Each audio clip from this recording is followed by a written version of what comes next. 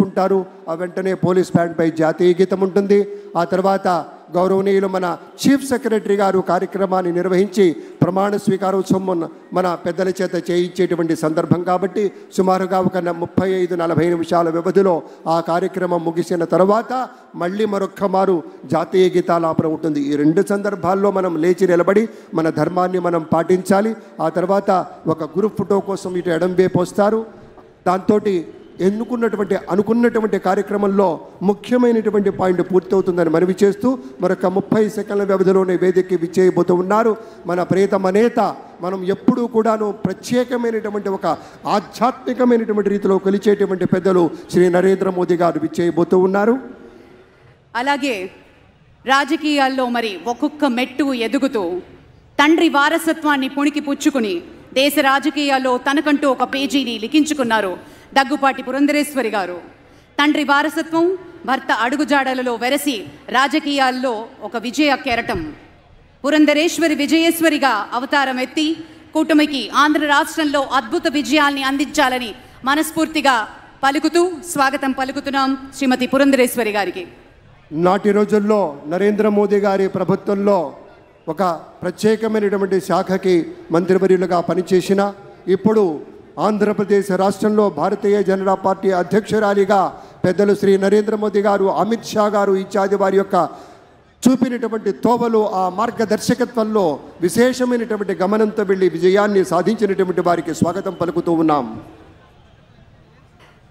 నారా భువనేశ్వరి గారికి గట్టిగా చప్పట్లతోటి ఈ వేదిక మీదకి సవినయంగా తెలుగువారి తరఫు నుంచి స్వాగత సుమాంజలులు పలుకుతున్నాం. మానవీయ దృక్పథానికి ప్రతీకగా ఉండేటువంటి నారా చంద్రబాబు నాయుడు గారి సహధర్మచారిణి అమ్మకు స్వాగతం పలుకుదాం. సోదరిమణి విచ్చేశారు. వారి యొక్క చేయూత, వారి యొక్క సహకారం ఎన్నికల్లో చూశాం. నాటి రోజున అన్యాయంగా అక్రమంగా ఇబ్బందులు పెట్టిన రోజున ఆ తల్లి రాష్ట్రమంతా తిరిగి అందరి యొక్క శక్తిని నింపి అందరికీ కావలసినటువంటి ఉత్సాహాన్ని ఇచ్చింది. తమ కుటుంబ సభ్యులంతా కూడాను, మన లోకేష్ బాబు గారు, బ్రాహ్మణి గారు అందరూ కూడాను అద్భుతంగా పరిశ్రమించారు. ఇవాళ విజయం చవి చూస్తున్నటువంటి సందర్భంలో విచ్చేసినటువంటి సోదరీమణికి మా ఒక చక్కని ముత్తైదువుగా మా తల్లి వచ్చింది. ఆ తల్లికి స్వాగతం. అదిగో మన బాలయ్య బాబు సోదరీమణితో ఆత్మీయంగా స్పర్శ గావిస్తూ ఉన్నారు. స్వాగతం, సంతోషం.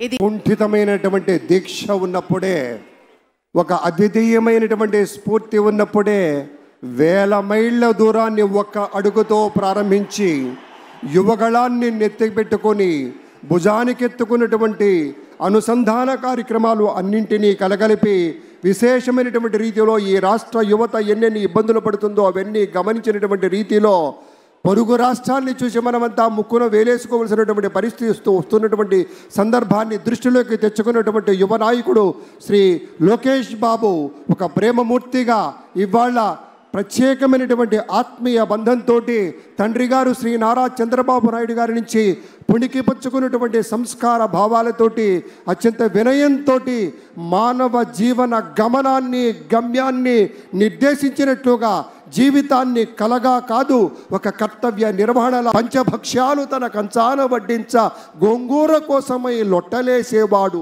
ఎవడయ్య ఎవడు వాడు ఇంకెవడు తెలుగువాడు అని చెప్పినటువంటి నాటి పద్యాన్ని తీసుకొని స్ఫూర్తిగా మన తెలుగు జాతి యొక్క ప్రాభవ వైభవాలకి దీటుగా ఇవాళ ఆ రోజున శ్రీ ఎన్టీఆర్, తర్వాత శ్రీ చంద్రబాబు నాయుడు గారు వారి యొక్క నేతృత్వంలో 4వసారి ముఖ్యమంత్రి అవుతున్నటువంటి ఆ పెద్దల యొక్క సారథ్యంలో పనిచేయడానికి ఇంతమంది సైన్యం సిద్ధంగా ఉంది. మనమంతా వారికి సహకరిస్తాం, వారు అందించేటువంటి ఫలాలని అందుకోబోతున్నాం అనేటువంటి మాటను కూడా మీతో గుర్తు చేస్తూ ఉన్నాం. ఇది మామూలు ప్రమాణ స్వీకారం కాదు అని ప్రపంచవ్యాప్తంగా ప్రతి ఒక్కరూ అనుకుంటున్న క్షణం. ఒక తెలుగువారు సాధించాలనుకుంటే ఏదైనా చేయగలరు అని నిరూపించుకుంటున్న క్షణం.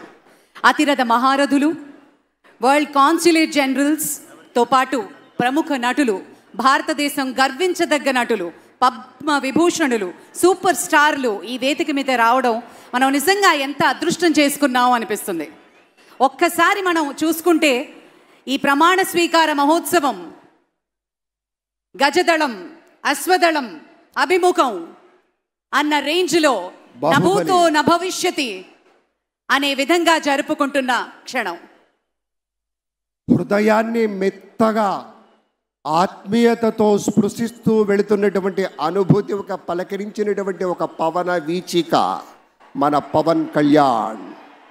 ఒక ప్రేమమూర్తిగా చిరునవ్వులు పంచుతూరు ఆత్మీయ బంధాలతో కరచాలనం చేసినటువంటి అనుభూతి ఉంటుంది.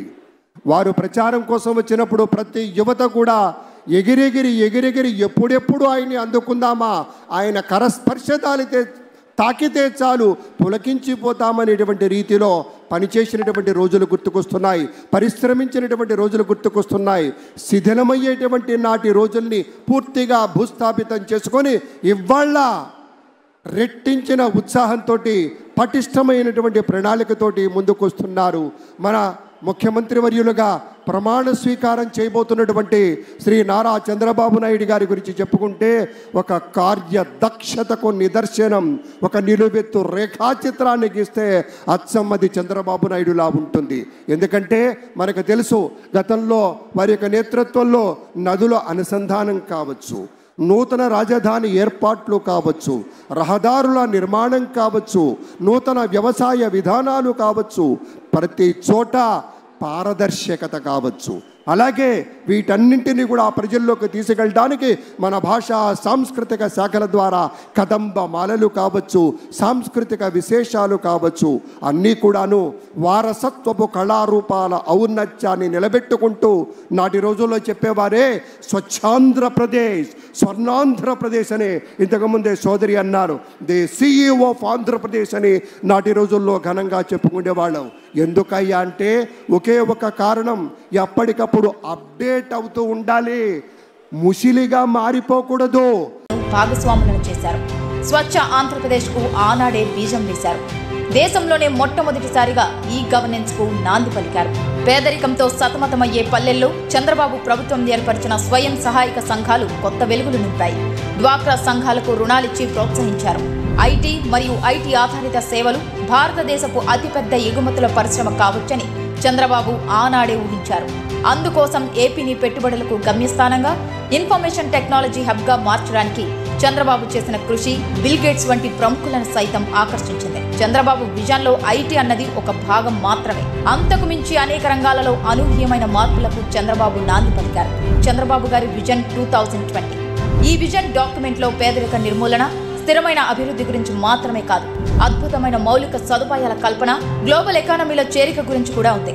ఆ అంశాలన్నీ నాటి అమెరికా అధ్యక్షుడు బిల్ క్లింటన్ సైతం ఆకట్టుకున్నాయి. చంద్రబాబు గారి పాలనలో సాంకేతిక అభివృద్ధికి మచ్చుతునుకగా ఈ సేవా సెంటర్లను ఎలా చెప్పుకుంటామో, రైతు సంక్షేమంలో భాగంగా రైతు బజార్ల గురించి కూడా అలాగే చెప్పుకోవాలి.